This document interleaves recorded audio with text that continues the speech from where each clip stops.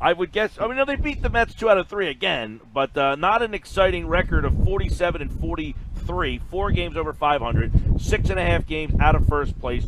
Third place in the National League East, and in the wild card race right now, they are in the second spot. So if the season was to end right now, yes, they would be in the playoffs. But it doesn't feel that way. It doesn't feel that exciting. It doesn't feel like baseball, Scott, is ready to capture the Philly fans all over the Delaware Valley. And it seems that they have more questions than answers than they do right now.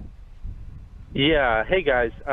Yeah, it sure does. You know, I think look, given the expectations in spring training, given the way that the team started the season, given where they were on May 26th or 27th, where they were 3.5 games up on Atlanta in first place, you know, this is all very disappointing that they're at the break and they're a half a game up in the second wild card spot, 6.5 out of first. And just not playing really well over the past 5 or 6 weeks. It's it's difficult, I think, to sort of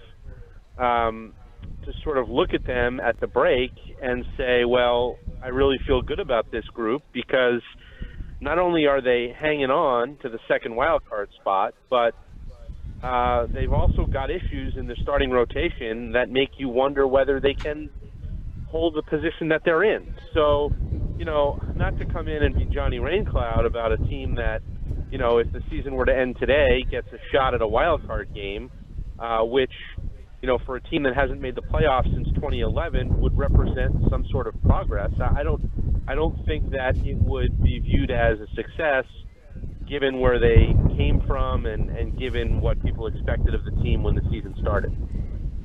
Yes, Scott, I guess let's start with the pitching situation, because there has been news. I saw you tweet yesterday confirming that Arrieta does have the bone spurs. He pitched with them a couple of years ago. I guess we're not going to have a definitive answer here, but it would almost seem that that would have to trigger them to do something to this rotation. I mean, maybe they try to let him keep pushing through here, but that just seems like very undependable to say, hey, we're going to throw him out there. In fact, he didn't get through the last time he had the bone spurs. He had to stop pitching finally in August. But is that maybe the straw that breaks the camel's back that says we've got to do something? I don't know. I think that with or without Jake Arrieta, you could certainly look at them and say they need to make a move with their starting rotation. I mean, it's not like Arrieta's been lights out or anything here, and now he's got an injury. I mean, he's really, really struggled over the last, I think, 6 or 7 starts. His ERA is 6.5. So we're not talking about somebody who's pitched very well. I do think, and I wrote this yesterday, that if he decides, and if their medical people decide that this is something he can try to pitch through, or if they feel like he can't, I guess what I should say is if they feel like he can't make this any worse by attempting to pitch through it, they're going to have to weigh the value of a compromised Arrieta versus the value of a pitcher who could replace him. And I don't know if Cole Irvin or Enyel De Los Santos or Ranger Suarez or any of the potential in-house replacements for Arrieta would be any better than a compromised Arrieta. So with or without him, they were going to have to go get pitching. Now, I think the question that they have to ask themselves, and I know Matt Klentak's weighing this as we get closer to the deadline,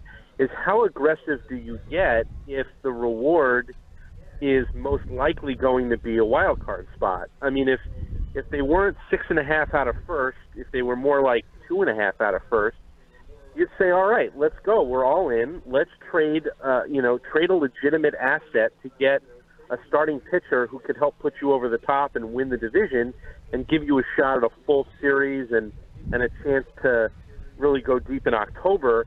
Do you get that aggressive if the potential reward at the end is a one-game wild card, and then if you get through that one game, a shot at the Dodgers? I don't know. I don't know if your level of aggressiveness at the trade deadline is quite the same when the most realistic reward is a wild card spot rather than a division.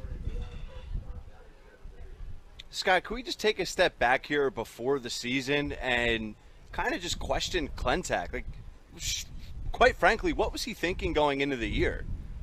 Like, was he just hoping for the best with Arrieta, with Eflin, with Pivetta? And, you know, I know stuff happens, but it seems like if you're all in, ready to contend and win the division this year, was this ever a starting pitcher rotation that you personally felt really good about? You know, it's a great question, and you come off.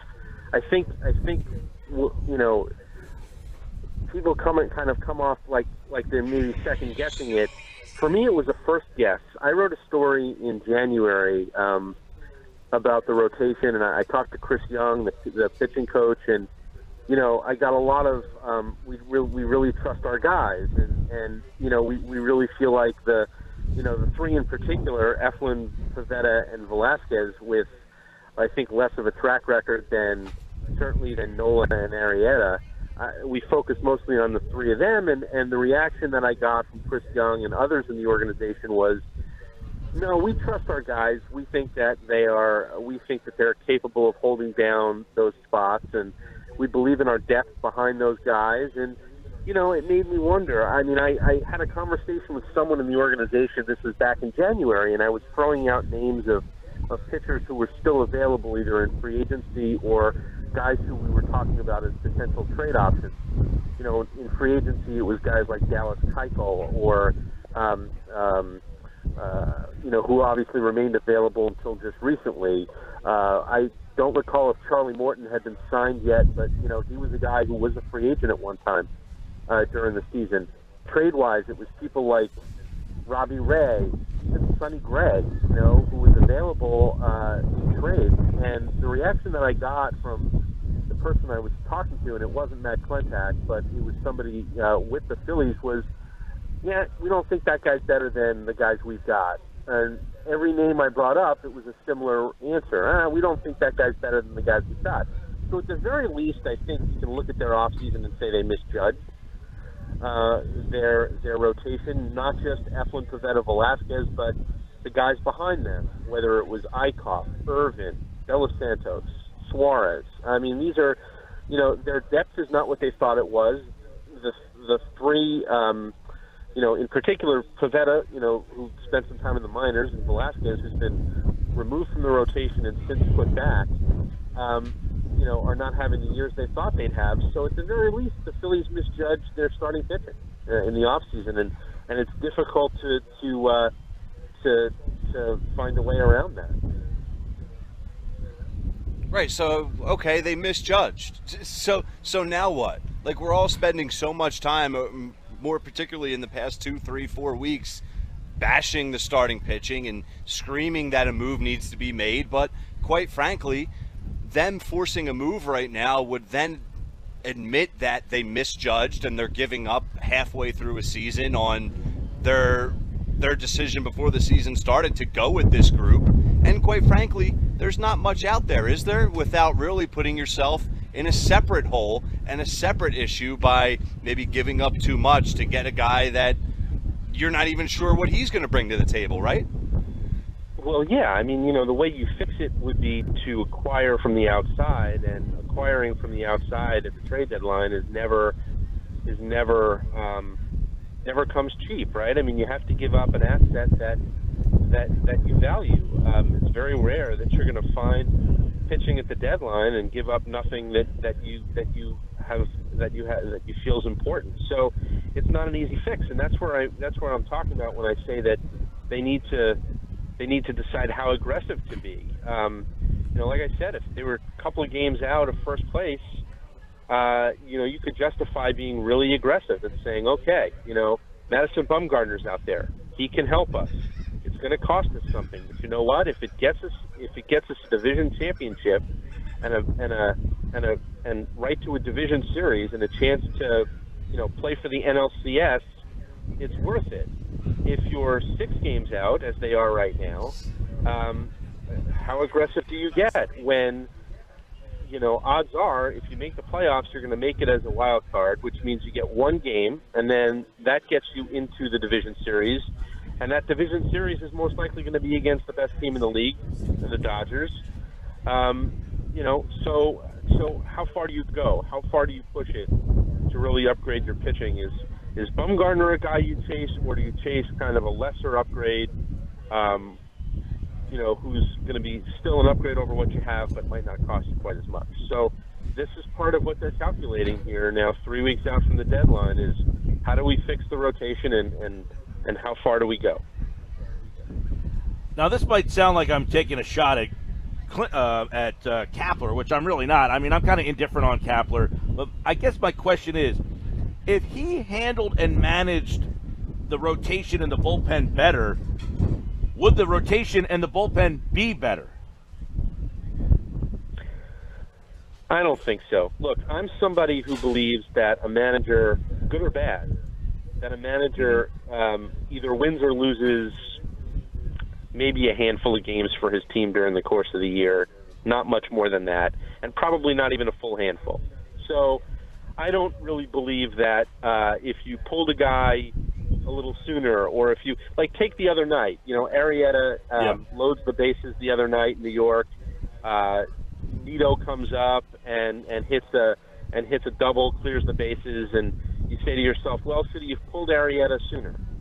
Maybe, but they've had issues in their bullpen with a lot of guys being hurt, and they don't have a ton of guys in that bullpen who I think Edgar Garcia was the guy warming up. He's a rookie, and he's had his ups and downs. Hasn't pitched all that well. It's the fifth inning, I believe it was, of the game. And, is Edgar Garcia going to have a whole lot more luck than Arrieta when, after the game, Kapler was like, look, we needed a ground ball double play to get out of the inning. Arrieta is a guy who gets ground balls. He's a sinker ball pitcher. Better or worse, he felt like Arrieta was the best chance he had to get a ground ball, and maybe that's an indictment of Kapler. I think it's an indictment of what they have. So I don't know. I don't think if he managed things all that differently that their performance would be better or worse. I just think they're short on pitching. And it's like somebody asked me the other day on Twitter, like, when do we point the finger at JT Realmuto and his pitch calling? And I replied, and I said, he could call whatever he wants, but if they don't throw it where he wants it, it's going to get hit. And so often you see Realmuto looking for a ball down and it's up, or he wants it up and it's in the middle. And, so I kind of feel, for me, and I felt this way, since the beginning of the season, when I think it was fair to question if they had enough pitching. Now we're seeing that they just don't have enough pitching, and I don't think any amount of pitch calling changes or how you manage your bullpen changes are gonna really hide the fact that they're short. Yeah, and I don't disagree with that answer either. I'm just throwing it out there because there are people who are critical of the manager and the way he handles the pitching staff, and I kind of agree. He just doesn't have much to work with. Do I think he could do a better job? Sure. I don't know if it's going to make much of a difference.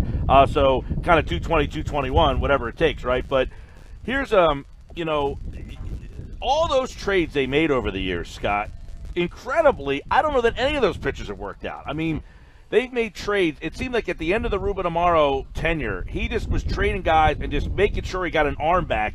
And I'm not being critical of Ruben here, but they just tried to get an arm back in every single deal, and none of them have seemed to work. Like, they might have got 10 arms back, and not one of them seemingly – maybe Eflin, I guess. Eflin for – what was that, for the Rollins deal? Right. Yeah, I mean, but look, it's amazing that Rollins none of those deal, guys have really worked out.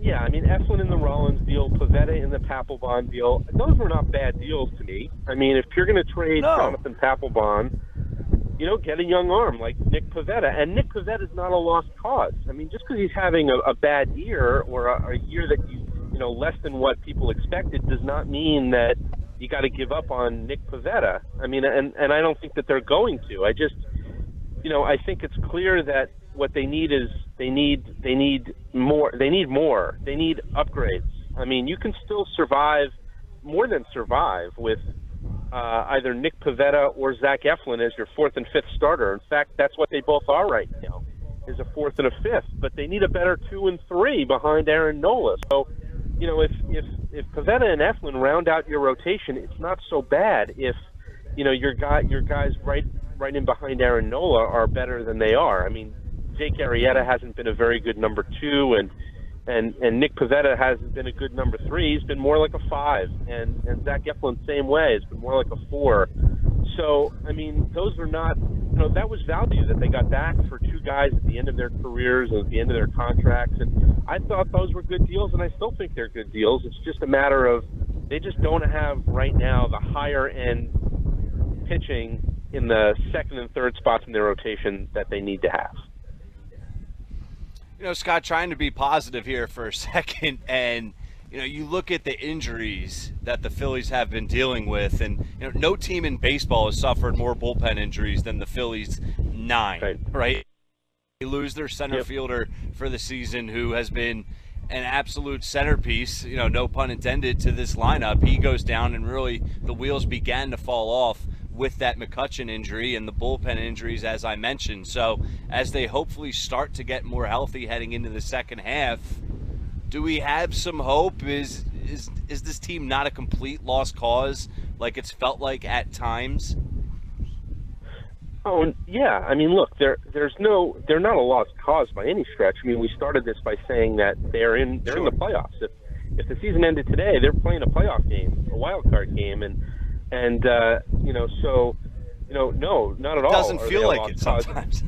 Right, exactly. Well, I think the fact that the starting pitching comes with as big a question as it does kind of puts a little bit of a doubt in your mind about, as I said, whether they can hold the position that they're in. But, when you consider over 90 games that, 90 games in, they're holding on to a wild card spot, having lost McCutchen, having lost Odubel Herrera, having lost David Robertson since the middle of April, having lost Tommy Hunter for most of the season until now, having been without Pat Neshek, having been without Sir Anthony Dominguez. I mean, they had a full bullpen on the disabled list, on the injured list at one point. So to be in the position that they're in, I think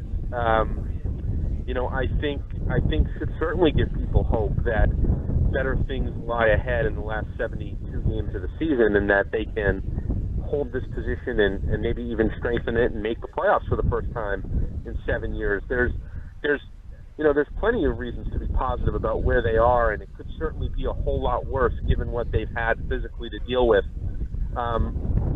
And look, Jay Bruce was a terrific pickup, a guy who's made losing 2/3 of their outfield a little bit easier to bear. Scott Kingery at the top of the order has helped quite a bit. There are plenty of reasons to think that they're going to still score enough runs. I know the offense has been more inconsistent than people would like, but plenty of reasons to believe that they'll score runs in the second half of the season and they'll be in their share of games. It's just, it's hard to look at 4 out of every 5 days when you're rolling out Arrieta, Pivetta, Eflin, and Velasquez and think that they can hold on to the wild card spot that they currently have. It's once every 5 days, as I wrote today. It's like, you throw Aaron Nola out there and you forget all your problems, but then how do you get back to Nola the rest of the way through the rotation? And if they can somehow find, reality, they probably need more than one starter, but if they can find one starter to just kind of steady things a little bit on those days that Nola doesn't pitch, they'll be in pretty decent shape. It's just a matter of who can they get and what do they have to give up to get them. Yeah, Scott, and obviously the minor leagues are thin. They don't have a lot. They don't have that. There are years where you and I would go back and forth, and you'd say, well, why don't they just call the young kid up? Who cares? Let's get Carrasco up here. Let's get these young guys up here. And they don't have that guy now. There's not that young guy that you're like, come on, whether he's ready or not. I mean, because the minor league pitching is very not good right now. But are there any players in the minor league system currently that we could see get called up to help out the team offensively? And if there is a pitcher that I'm maybe forgetting or missing, throw that into the mix too. But is there a player that they don't need to go outside the organization that they can call up? Well, I think the pitcher to watch, or the pitcher to look for, or at least ask about, is Adonis Medina. He's their top pitching prospect. He's 22, I believe, and he's in Double-A right now. And he's having kind of an up and down year. But you know, a few weeks ago when they wound up putting Velasquez back in the rotation, and they went a few days there before they made that decision, kind of discussing what they were going to do about the fifth spot in the rotation. I asked about Medina, and I was told that he wasn't a consideration at that point, that they weren't going to rush him, they weren't going to push him, didn't feel like they had to go that way yet. I wonder whether they'll consider it any more strongly in the second half, especially if Arrieta's compromised and if he decides either to shut it down or to pitch through it and maybe needs a little extra rest in order to do that. Now, I wonder whether Medina becomes a little bit more of a consideration in the second half, and it's something to look for. You know, to me, he's really the only pitcher that you haven't seen yet who, you know, I think could conceivably come up and maybe make a difference. You know, if they need a pitcher in-house, the options are guys like Cole Irvin and De Los Santos, the guys you've seen, and you know those guys haven't seemed to inspire a ton of confidence within the organization. That you know, the fact that Velasquez is the fifth starter again shows you what, you know, how much they really trust the other guys right now. So Medina's the one, because of his talent and because, you know, he's a prospect and a guy that they think will pitch in the majors someday, that, you know, is worth watching. From the hitting side, you know, I think it's probably a bit of a reach to think that Alec Boehm, the third base, their top prospect in the organization, was in the futures game last night, that he's going to come up this year. I think next year is still the year to point to Alec Boehm, but who knows? I mean, maybe he's someone they think in September can come up and help if they need a little bit more thump off the bench, or if they want, depending on what Mike Franco looks like at third at that point. So, you know, that's the guy to kind of file in the back of your mind. I think it's more like next year on him, but you never know. I mean, if they feel like he can help them win a few games in September, maybe you see it. All right, Scott Lauber at Scott Lauber on Twitter for all the Phillies, and of course they at the break here. It'll be JT Real Muto representing them tomorrow night at the All-Star Game. Philadelphia Inquirer, Inquirer.com, and he was kind enough to join us here on the Boardwalk Honda Hotline. Thank you, Scott. Okay, anytime, guys.